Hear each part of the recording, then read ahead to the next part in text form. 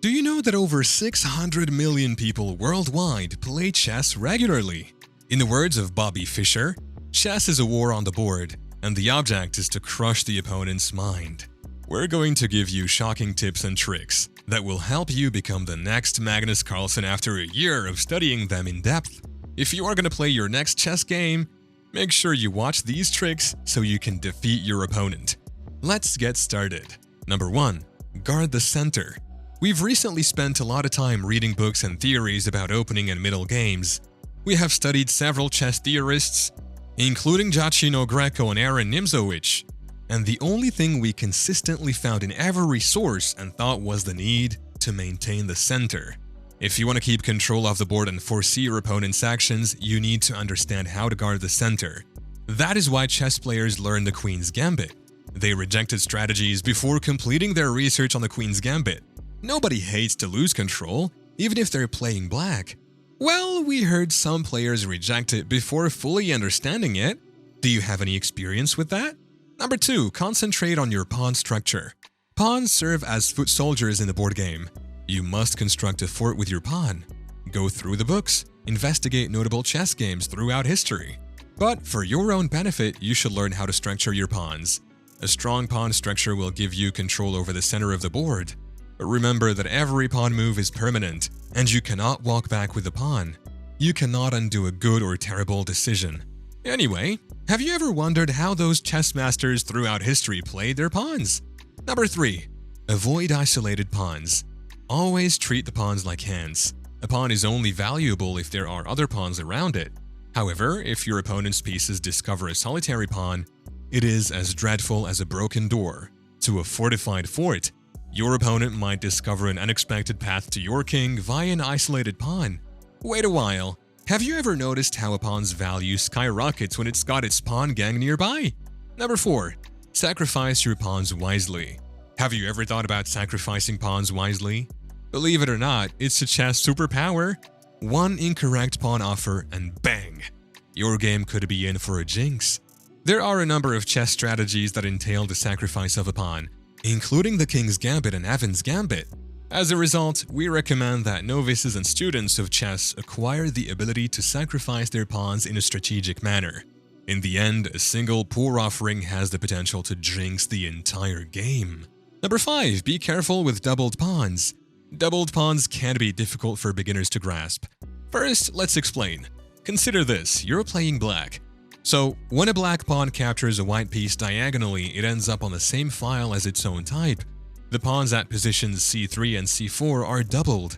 Doubled pawns are generally regarded as confusion in the center by the player since they create room for attacking your pieces. However, if used correctly, it can create possibilities for your pieces to grow.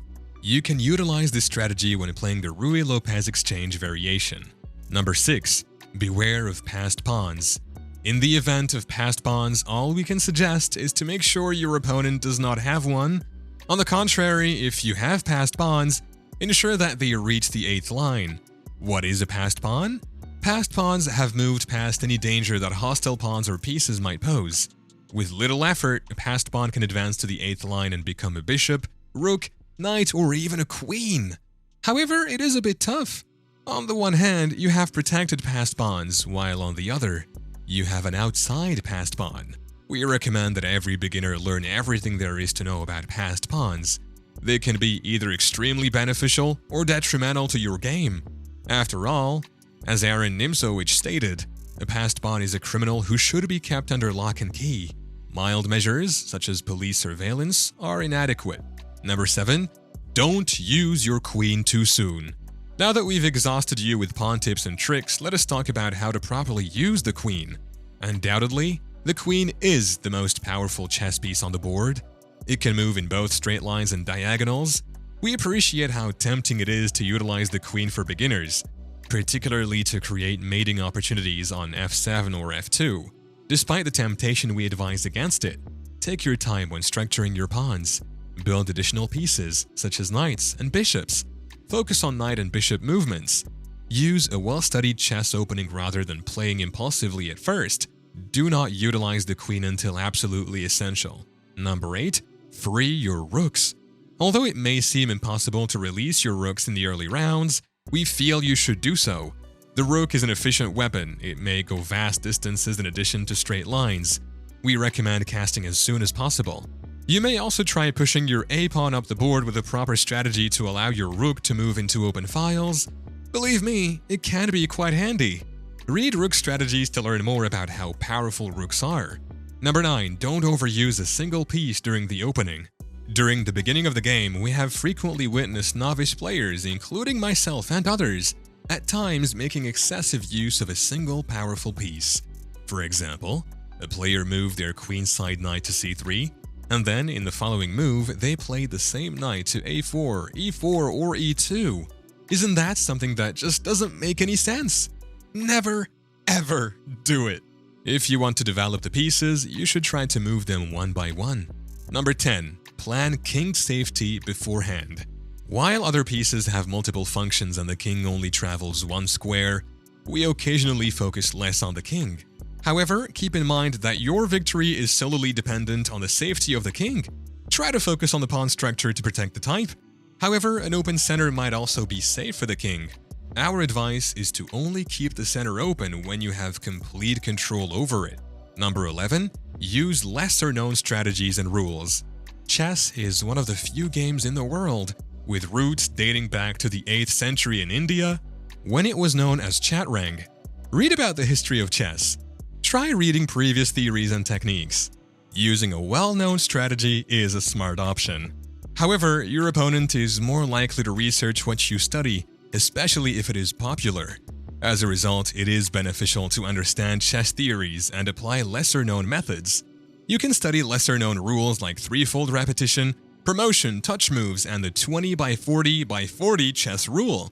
It will not only surprise you but also make your opponent frightened. Number 12. Attack in the middle game and win the endgame. You'll be halfway through the middle game once you've created your knights and bishops. When you're satisfied with your pawn structure and piece placement, it's time to assault. For beginners, the middle game should primarily focus on assaulting. When you've completed the exchange scenarios and have enough pieces and pawns, you may start planning your endgame strategy. If you have a passed piece in the 8th row at this pawn, you are halfway to winning the game. Instead of rushing for a checkmate, plan it with patient consideration. Attack the enemy king viciously. Do you remember what Nigel Short said about checkmates? Modern chess is overly concerned with things like pawn structure. Well done, chess champions! You're on the way to success, from being a great center guard to being a master of the endgame.